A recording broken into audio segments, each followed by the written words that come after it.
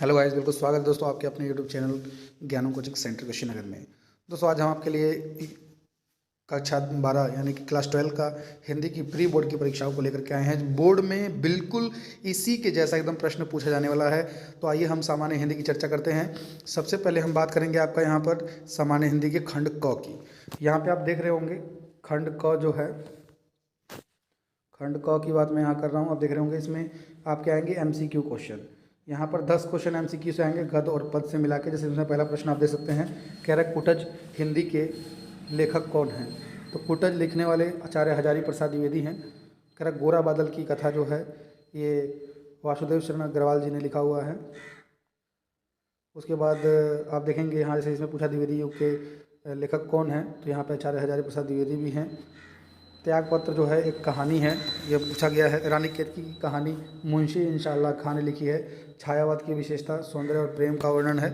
तो यहाँ पे खंड क में जो पहला दूसरा क्वेश्चन आपका है वहाँ पे आप देख सकते हैं कि बिल्कुल MCQ टाइप का क्वेश्चन है। और तीसरा क्वेश्चन यहाँ पे आपके सामने बनता है कि दिए गए गद्यांश पर आधारित निम्नलिखित प्रश्नों के उत्तर दीजिए। जैसे यहाँ पर आपको आप देख रहे होंगे यहाँ पे दिया है मगर उदास होना बेकार है, अशोक आज भी उसी मौज में जिसमें आज से 2000 वर्ष पहले था। मतलब आपने देखा होगा यहाँ पे कुछ लाइन अंडरलाइन की है। यदि बदले बिना वह आगे बढ़ सकती तो शायद वो भी नहीं बदलती, और यदि वह न बदलती तो व्यावसायिक संघर्ष आरंभ हो जाता। मशीन का रथ घर घर चल सकता है, विज्ञान का धावन हल निकलता है तो बुरा होता है। यहाँ देखिए इसने 5 प्रश्न यहाँ पूछा, आपको 2 पैसेज देगा, दोनों पैसेज में से कोई एक पैसेज आपको यहाँ पे चूज करना होगा। तो पहला प्रश्न आप यहाँ पे देख रहे होंगे लिखा है लेखक के अनुसार किस में परिवर्तन हुआ है। तो आपको ये पैसेज पढ़ के इसका जवाब देना होगा। नीचे लिखा है क्वेश्चन नंबर 2 कि रेखांकित अंशों की व्याख्या कीजिए। तो रेखांकित अंश का मतलब ये होता है कि जो ये अंडरलाइन किया हुआ है सिर्फ उतने का ही अर्थ आपको इसमें लिखना है। उसके बाद है मनोवृत्ति और धावन शब्दों का आशय, मतलब उसका मतलब क्या आपको इसमें लिखना है। घ नंबर जो है अशोक आज भी उसी मौज में क्यों है। इस स्टेंजा को पढ़ेंगे तो आपको इसका अर्थ मिल जाएगा।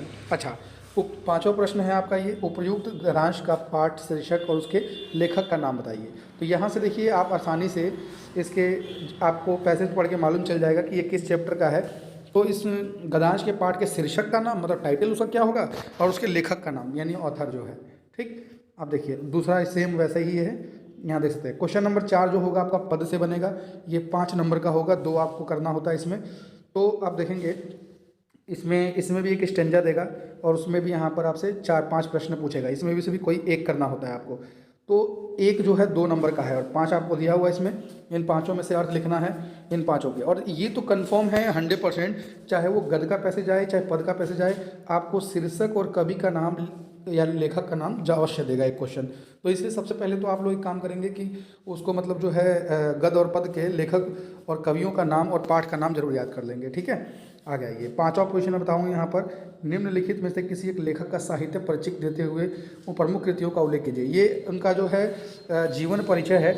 5वें में 2 खंड आएगा आपका, जैसे क खंड है और एक ख खंड है, 5-5 नंबर का होगा। इन तीनों में से किसी एक लेखक का जीवन परिचय लिखना है और नीचे किसी एक कवि का लिखना है। तो देखिए ज़्यादातर मैं बात करूँ महादेवी वर्मा का, यहाँ तो आता ही है कवियों में। जयशंकर प्रसाद जी का आ जाता है, और ये जो मेन होते हैं उनमें से आ जाता है। और यहाँ जो आपका वासुदेव शरण अग्रवाल का हो जाता है, कवियों में सूरदास तुलसीदास का हो जाता है, आता रहता है बिल्कुल। अच्छा, 6वां प्रश्न जो 5 नंबर का यहाँ बनता है, आपकी कहानी वाली बुक होगी, आपने देखा होगा।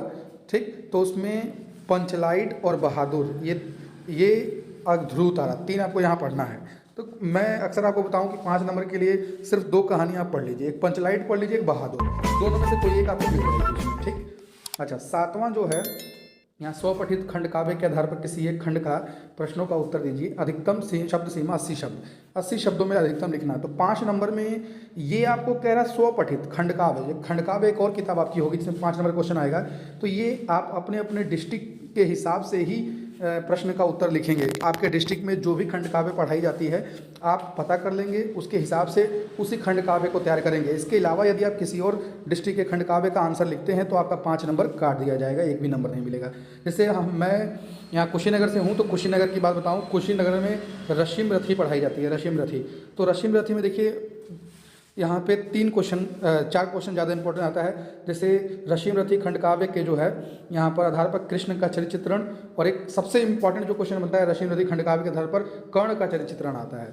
और ये रशीम रथी का खंड काव्य का जो प्रथम सर्ग लिखा है ये उतना खास इंपॉर्टेंट नहीं है, यहाँ पे तृतीय और सातवां ये इनमें से 100% आ जाता है।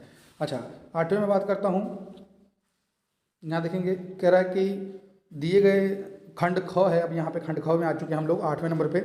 इसमें आपको संस्कृत परिचायिका जो है उसमें से एक शब्द संदर्भ देगा, 7 नंबर का, उसमें से इसका संदर्भ के साथ हिंदी में अनुवाद। जैसे आप लोग पद में संदर्भ प्रसंग व्याख्या लिखते हैं उसी तरह इसमें इसका संदर्भ लिखना है, इसके भी पाठ का नाम और किससे मतलब लिया गया है वो आपको यह तैयार होना चाहिए, किस पद से है ये, ठीक। और उसमें इसका अर्थ लिखना है। जैसे देखिए यहाँ पे है संस्कृत साहित्य सरस व्याकरण तो सुनिश्चित, कह रहा है संस्कृत साहित्य और सरस यहाँ पे व्याकरण भी सुनिश्चित है।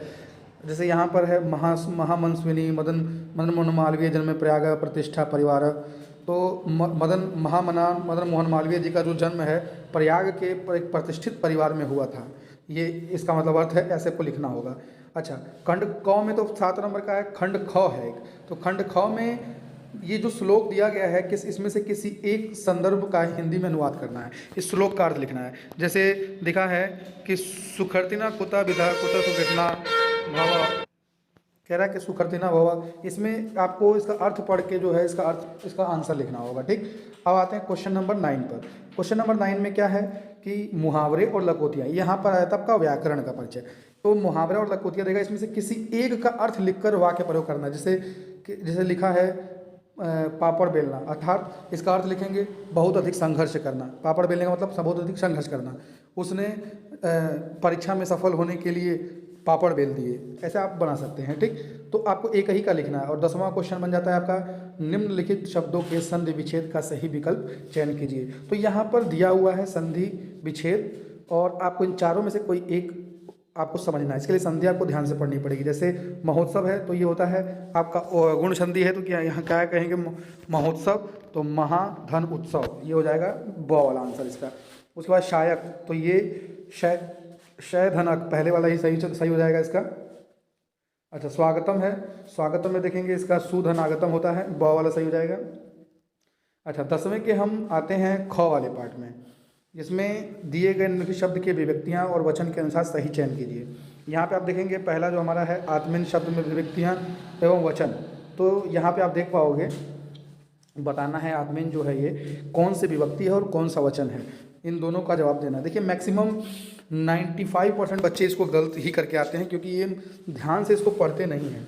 तो अगर आपको इस समय इस वीडियो को ध्यान से देख रहे हो, तो अगर आपको इसमें डाउट होता है, नहीं समझ में आता है, तो मैं आपको इसके लिए सजेशन ये देना चाहूँगा, इस पार्ट के लिए जो ये आपका पार्ट है, इस पार्ट के लिए मैं सजेशन ये देना चाहूँगा कि आप इस ख के लिए क्या करें, जो पिछले 10 वर्षों में पूछा गया है उन्हीं को इसके लिए तैयार कर लें, अगर अच्छे मार्क्स पाना चाहते हैं तो, ठीक। 11 नंबर देखेंगे निम्नलिखित में सही युग्मों का सही अर्थ, मतलब जैसे इसमें सही से अर्थ आपको बताना है।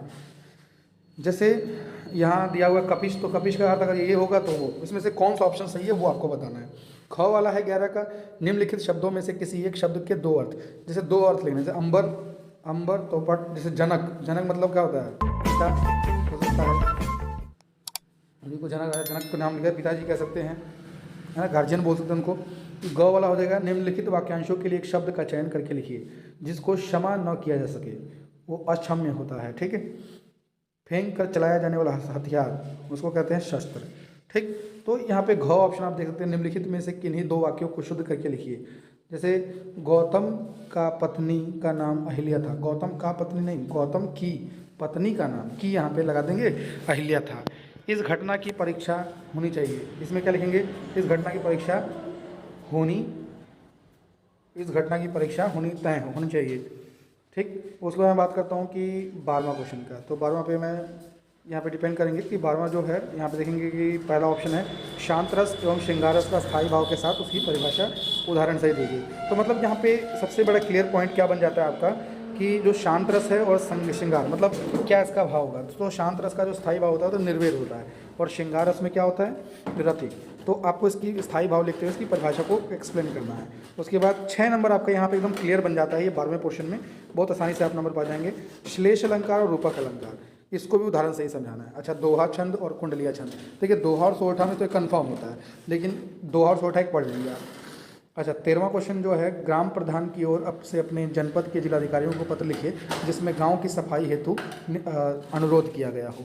देखिए ये जो दोनों दिया गया है, इसमें प्री बोर्ड का जो एग्जामिनेशन का ये फॉर्म है, आप देख पा रहे होंगे कि ग्राम प्रधान, ये दोनों के दोनों जो पत्र हैं ये बहुत ज़्यादा खास हैं और ये सबसे ज़्यादा परीक्षा में यही दोनों पूछे जाते हैं कि किसी स्कूल में जो है, किसी विद्यालय में प्रबंधक की लिपि के पद पे नियुक्त करने के लिए पत्र आता है या किसी टीचर को लेकर के नियुक्त आता है, तो आप अच्छे से पढ़ लेंगे इसको।